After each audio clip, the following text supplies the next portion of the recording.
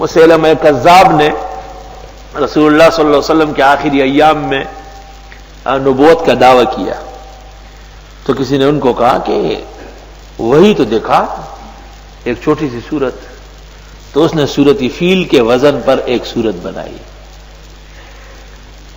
الفیل ملفیل وما ادراک ملفیل لہو ذنب وبیل وخرطوم طویل۔ اللہ اکبر، الفیل ملفیل، اوہ ہاتھی کی کیا بات ہے، لہو ذنب وبیل، اس کا ایک دم ہے اور ایک کنارہ ہے اکھڑا ہوا، وخرطوم طویل، اور سونڈ ہے لٹکا ہوا۔ اس کو لکھ کے ایک کنیز کو دیا کہ یہ رسول اللہ صلی اللہ علیہ وسلم کو دکھاؤ کہ میرے پاس بھی وہی آتی ہے۔ تو وہ کنیز بھی عربیہ تھی نا، اس نے ایسے ایسے دیکھا، تو اس نے پوچھا کیا دیکھ رہی ہے؟ کا کتبوں کا یلعن والے، یہ لکھت تو آپ کو برا کہہ رہی ہے، لعنت بھیج رہی ہے۔ کہا کیوں؟ کس چیز کا مقابلہ کر رہا ہے؟ کہا کہ سورۃ فیل کا کر مقابلہ، وہاں تو الم تر کیف فعل ربک، اس میں تو رب کا نام ہی نہیں، خدا کا ذکر ہی نہیں۔ اس کی پہلی آیت میں رب العالمین کا تعارف ہے کہ سب کچھ کرنے والا اللہ ہے، اور ایک ایک آیت وہ پڑھتی گئی اور مسیلمہ کا رنگ اڑتا گیا۔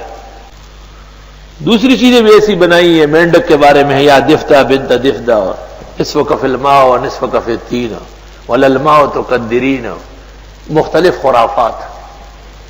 مرزا غلام احمد نے بھی سورۃ قدر کا مقابلہ کیا تھا، انا انزلناه فی القادیان وما ادراک ما القادیان مملوء من الخیرات الحسان، یہ ہم نے قادیان میں نازل کیا ہے قرآن۔ آپ کو پتہ ہے قادیان کیا شہر ہے؟ حسینہ لڑکیوں سے لبریز ہے، جس کو بازار حسن والے بھی قبول نہیں کریں گے، ایسی غلط و فحش تحریر۔ کتبہ یلعن علیہ، یہ سب کے سب ان پر لعنت کر رہی ہے۔ اور وہ مشہور زندیق سجاد راوندی نے نبوت کا دعویٰ کیا تھا۔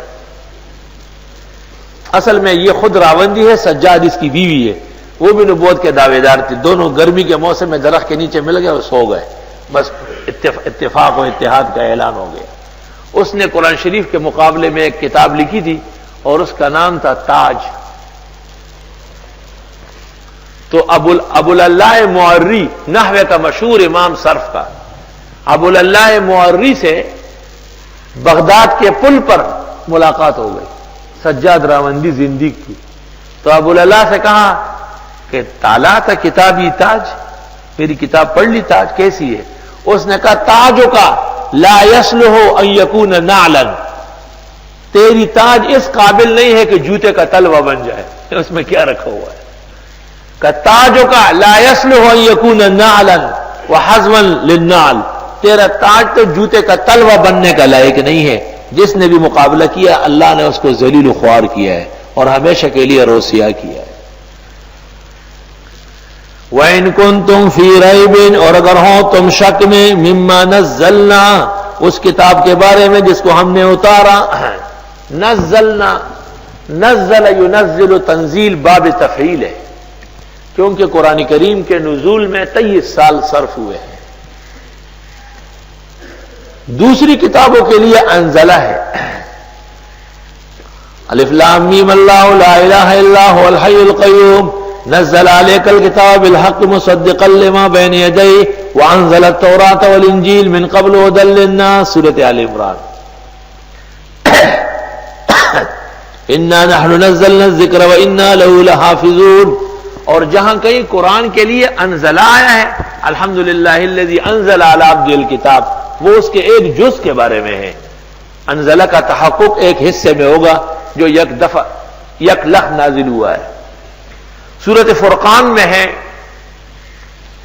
کہ اعتراض کیا گیا تھا لولا نزل علیہ القرآن جملۃ واحدہ، وہ قرآن بھی گزشتہ کتابوں کی طرح ایک مرتبہ نازل ہو جائے۔ کذالک لنثبت بہ فؤادک ورتلناہ ترتیلا، اس طرح ہم آہستہ آہستہ لے کے آئیں گے تاکہ آپ کے دل میں جم جائے، جو لوگ سن رہے ہیں ان کو یاد ہو جائے، جو لکھ رہے ہیں ان کو یاد ہو جائے، جو عمل کر رہے ہیں وہ یاد ہو جائے۔ قرآن اس شان سے آیا ہے، 23 سال اس میں صرف ہوئے ہیں۔ پھر یہاں سمجھنے کی بات یہ ہے کہ رسول اکرم کے لیے فرمایا علی عبدنا،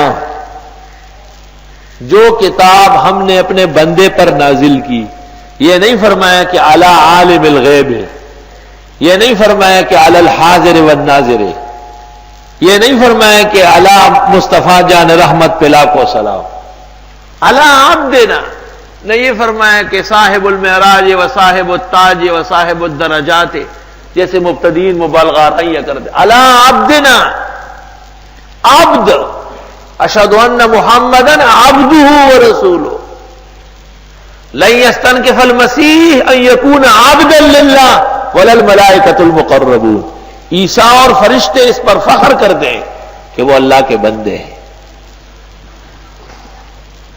جناب نبی کریم صلی اللہ علیہ وسلم کا اعزاز اور شرف جب بیان ہوتا ہے تو قرآن کہتا ہے سبحان الذی اسری بعبدہ لیلا من المسجد الحرام الى المسجد الاقصى الذي باركنا حوله، سبحان الذی اسری بعبدہ، پاکی ہے اس اللہ کے لیے جو رات کے ایک حصے میں اپنے بندے کو لے گیا بیت المقدس اور وہاں سے آسمانوں پر۔ وَأَنَّهُ لَمَّا قَامَ عَبْدُ اللَّهِ يَدْعُوهُ كَادُوا يَكُونُونَ عَلَيْهِ لِبَدًا، اللہ کا ایک بندہ نماز کے لیے کھڑا ہو رہا ہے۔ أَرَأَيْتَ الَّذِي يَنْهَى عَبْدًا إِذَا صَلَّى، آپ نے دیکھا اس ظالم کو جو میرے ایک بندے کو نماز نہیں پڑھنے دے رہا ہے۔ رسول اللہ صلی اللہ علیہ وسلم، چنانچہ روح المعانی میں ایک شاعر کا ایک شعر نکل گیا کہ وہ کہا کرتے تھے لا تدعونی الا بیا عبدہا، مجھے نہیں پکارو مگر اپنی محبوبہ کا غلام کہہ کر، فإنہ من اشرف اسمائی، یہ میرا بہترین نام ہے۔